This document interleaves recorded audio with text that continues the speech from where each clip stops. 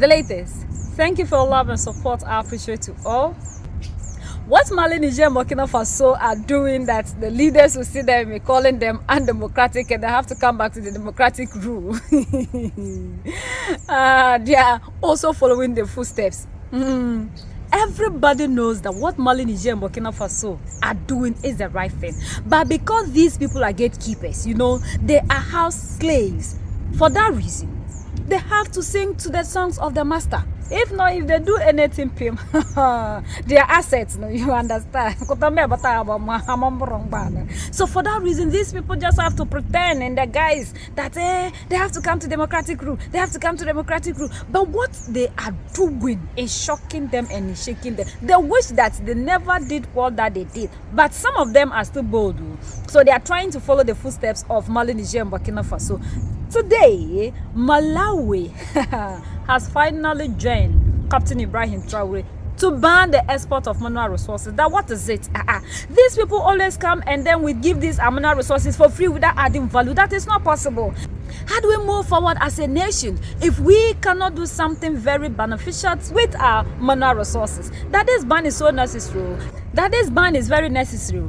It is necessary because it is high time we stop giving everything out for free and at least put some kind of value on the mineral resources that we have. So we have to move in the direction. Even though we want to join AES, we cannot come out openly and say we are joining. So we have to tap into the ideas. The things that these people are doing that is very beneficial and they are seeing progress, we have to also do that in the guys. So even though we are in the democratic whatever, we wish that this democracy we can put it aside. But the chance, you understand?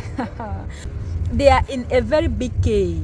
Breaking decision that has sent shockwaves across Africa, Malawi's President Lazarus has joined the ranks of Burkina Faso, Mali and Niger in a decisive move to ban the export of minerals from his country. The Malawian government has frozen exports of gemstones and other precious minerals and halted the issuance of new mineral export licenses. This drastic action is part of a broader effort to reform the mining sector, ensuring that Malawi gains full control over its vast mineral wealth, rather than allowing foreign corporations to reap disproportionate benefits. The southern African nation is endowed with significant mineral deposits including uranium, rubies and sapphires. However, unlike its neighbours, Malawi has yet to fully capitalize on these resources for national development.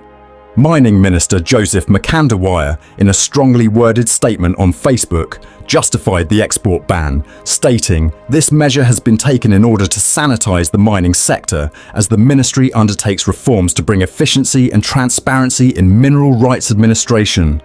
The ban takes effect immediately and will remain in place until further notice, the Ministry of Mining confirmed in an official statement. One might ask, what has triggered this sudden policy shift? Are African leaders finally drawing inspiration from Burkina Faso, Mali and Niger, countries that have recently taken a stand against foreign exploitation of their natural wealth?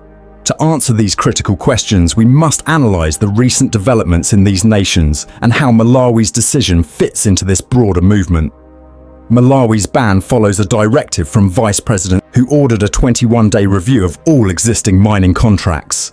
This move is part of a larger trend in which African nations are reassessing deals that have historically favored multinational corporations at the expense of local economies. The Malawian government has also been engaged in a high-stakes battle with Columbia Gem House, a US-based gemstone company, over unpaid taxes and royalties. Since mid-2022, the government has demanded more than $309 billion from the company for rubies extracted over the past decade. The allegations are damning. Nyala Mines Limited, a Columbia Gem House subsidiary, reportedly paid a mere $600 in taxes despite generating an estimated $12 billion in revenue from Malawian rubies. To put this into perspective, the amount claimed from Columbia Gem House is nearly 30 times Malawi's annual GDP, according to the International Monetary Fund, IMF. This is a glaring example of how foreign corporations have been enriching themselves while leaving Malawians in poverty. Honestly, when I learnt this, I become sad and very angry. This is a crucial moment for the nation. With nearly 75% of its 24 million citizens living in extreme poverty, Malawi cannot afford to continue exporting its resources for a pittance while its people struggle to survive. The decision to freeze mineral exports is not just an economic measure, it is an assertion of sovereignty. Malawi's move mirrors the revolutionary policies adopted by Niger, Burkina Faso and Mali, where new leadership has taken aggressive steps to regain control over their natural wealth. A particularly striking example is Niger, where the new military leadership under General Abdurrahmane Chiani ousted the previous regime after discovering how the West had been plundering its resources. Documents have surfaced revealing that Niger's former government signed contracts granting only 5% royalties on uranium sales, an outrageously low figure for one of the world's largest uranium producers. In a now famous video, the late Wagner PMC leader, Yevgeny Prigozhin, exposed how French companies were selling Nigerian uranium for $200 per kilogram, while Niger itself was receiving a mere 0.80 mol per kilogram. To put this into perspective, Canada sells its uranium for the full market price, yet Niger's wealth was essentially being stolen, with the country receiving only a fraction of its true value. This is not just exploitation, it is outright economic warfare. For those who may not understand the significance of what Malawi is doing, it is important to draw historical parallels. The decision by Niger's junta, and now Malawi's government, follows a path once taken by Libya's Muammar Gaddafi, who sought to unite Africa under a self-sufficient economic system independent of Western exploitation. We all saw how the West responded to Gaddafi's ambitions, with military intervention and regime change. The question now is, will other African leaders follow Malawi's example, or will external forces attempt to pressure Chakwera's administration into reversing this decision? History has shown that when African nations take bold steps to reclaim their resources, they often face intense economic, political, and even military pushback from global powers that benefit from the status quo. President Chakwera's decision is more than just an economic policy. It is a revolutionary act that challenges the long-standing exploitation of African resources by foreign corporations. By taking control of its mineral wealth, Malawi has positioned itself as a leader in the growing movement of African nations demanding economic justice. If this trend continues, we could be witnessing the dawn of a new era where African countries dictate the terms of their own economic destiny, rather than being at the mercy of external powers. The coming months will be crucial in determining whether Malawi's bold stance will hold firm or be met with resistance. The question remains, is this the moment Africa finally reclaims its wealth? Africa, the cradle of humanity, the mother of civilizations, has long been a paradox, a land of unfathomable wealth shackled by the chains of exploitation. Her children reduced to beggars on a continent paved with gold, uranium, and diamonds. For centuries, the scavengers of empire, European colonial powers, and their modern corporate successors have sunk their claws into our soil, extracting our treasures while leaving us with crumbs, with debt, with despair. Burkina Faso, the land of upright people, has been no exception. Her vast mineral wealth, gold, manganese, zinc, lay like a glittering prize beneath her red earth, yet for too long, it was not her people who prospered, but foreign hands that plundered. That is, until a son of the soil, a young warrior named Captain Ibrahim Traoré, rose from the ranks of the dispossessed to declare, with the roar of a lion, "No more." Today, as the sun rises over Ouagadougou on this 27th day of February 2025, we stand witness to a revolution, not just of arms, but of spirit, of sovereignty, of destiny. Traoré has wrested control of Burkina Faso's minerals from the jaws of neo-colonialism, and in doing so, he has not only changed Burkina Faso, but lit a torch for the Pan-African dream.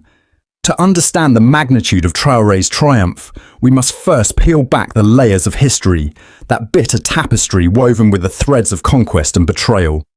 Burkina Faso, once upper Volta under the French tricolour, was never meant to thrive. The colonial blueprint was clear: extract, exploit, and export.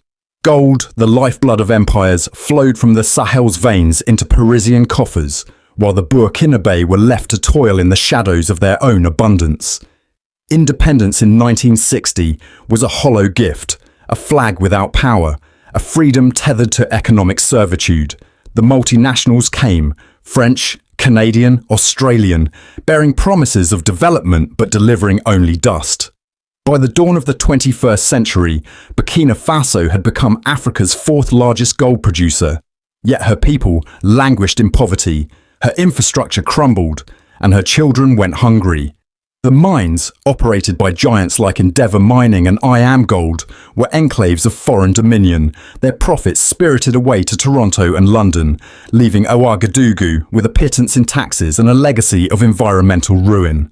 This was the Burkina Faso that Traoré inherited, a nation bleeding from a wound inflicted by centuries of theft, exacerbated by a jihadist insurgency that foreign powers conveniently used as an excuse to tighten their grip. French troops, ostensibly there to fight terrorism, lingered like vultures, their presence a reminder of colonial oversight. The government of Roch-Marc Christian Kabore, and later the junta of Paul-Henri Sandaogo Damiba, danced to the tune of Western puppeteers, signing lopsided contracts that favoured foreign firms and neglecting the cries of a people yearning for justice.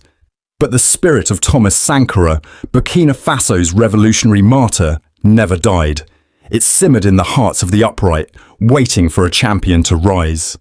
That champion arrived in September 2022, when Captain Ibrahim Traoré, a mere 34 years old, led a coup that toppled Damiba and declared war on the plunderers of his homeland. Traoré's ascent was no mere power grab, it was a clarion call to reclaim what was rightfully Burkina Faso's. A military officer forged in the crucible of insurgency, he had seen the truth firsthand. Soldiers dying for lack of equipment while foreign sous toasted to billion-dollar profits in boardrooms far removed from the Sahel's dust. His disillusionment with a corrupt elite and their foreign masters birthed a vision as bold as it was radical, to take back Burkina Faso's minerals, to mine them for the people, to break the chains of dependency. "We know how to mine our gold," he thundered in October 2024, his voice reverberating across the continent. "I don't understand why we're going to let multinationals come and mine it." The first strike was swift and surgical. Traoré issued an ultimatum to foreign mining companies: renegotiate or leave. Licenses were revoked, permits withdrawn, and the message was clear: Burkina Faso would no longer be a playground for profiteers.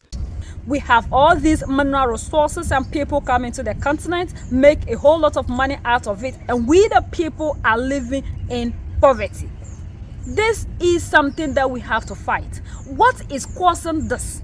What is it that these people kept in place that is making us that all these mineral resources to be living in poverty while they enjoy? What are these systems? These are the systems that we need to tackle, like Mali, Niger, and Burkina Faso are doing. We cannot have uranium and be sleeping in darkness. So what is it that we are supposed to do? The people that are mining the mineral resources, that are enriching themselves, and we are going poor, these people must go. These are the things we have to do. We have to tackle the problem, the root cause of it, and stop always looking at the top. What we always do most by talking without going deep down the grass to resolve these problems. We have to make sure that these people that come into the continent and take the mineral resources for free, we sack them. Let's mine our own things. If we don't have the know-how, let the mineral resources be beneath. Get our people to get the know-how, the requisite know-how, for us to be able to mine and make something out of it, so that the people that are living on the land will be getting something beneficial for their lives to be better. How do we feel when we hear that Africa have all the mineral resources, Africa is a rich continent, yet the people are living in poverty? And it's just a few people who call themselves leaders that are enjoying. Why should it be so? Even though we are seeing that they are doing everything possible to move in the direction of Mali, Niger, and Burkina Faso, it's high time we do away with that pretense that they are not doing the right thing because they are not democratically governed, and stand together with them firmly. Because we can never defeat these people individually. If we team up as a collective continent, we will be able to defeat them and will take control over the mineral resources. The systems that they have kept in place, we can never fight these people individually. And that is why Mali, Niger, and Burkina Faso came together and they are fighting these people. And we've seen that they are moving forward. Those of us who are still eating democracy, preaching democracy, and praising democracy, and how well we've been able to defend, and how many transitions that we have had, and nothing happened, unlike these other countries you are referring to are doing extremely well. The things that you've allowed to destroy under democracy in your country, these people are reviving them. Is it their factories? Under democracy, we are seeing that people came into office and abandoned projects just because it didn't start from them. It was party A. So that money is not the country's money. Their money belongs to a different set of people. So we have to stop praising democracy because that has been our problem. That is what is making us poor. And that is why we are not moving forward. And we have the mineral resources, all the natural resources, yet we are living in poverty. So we are seeing that our leaders are seeing the good things that Mali, Niger, and Burkina Faso are doing. But they are just pretending that what they are doing is not the right thing because they have moved they have separated themselves from that organization, that cage. So they have to see another way to help the oppressor champion the agenda. And this wouldn't help us. It's high time we stop and do the right thing. When we see our leaders, our heroes, our brothers and sisters doing the right thing that we do not have the courage to do, we have to be able to stand up to ourselves, stand up to the oppressor, and tell the world the truth, and move to join these people, fight collectively, so that together we see Africa that we are all yearning to see. United we stand, divided we fall, and united we keep standing forever and ever. The greatest enemy of the African is mental slavery. So let's keep decolonizing ourselves from mental slavery. So let's share to educate our brothers and sisters. Together we make Africa great for ourselves and the next generations that are going to come. I love you, my family. So that's the latest around the world, in Africa, Southern Africa, and in Malawi.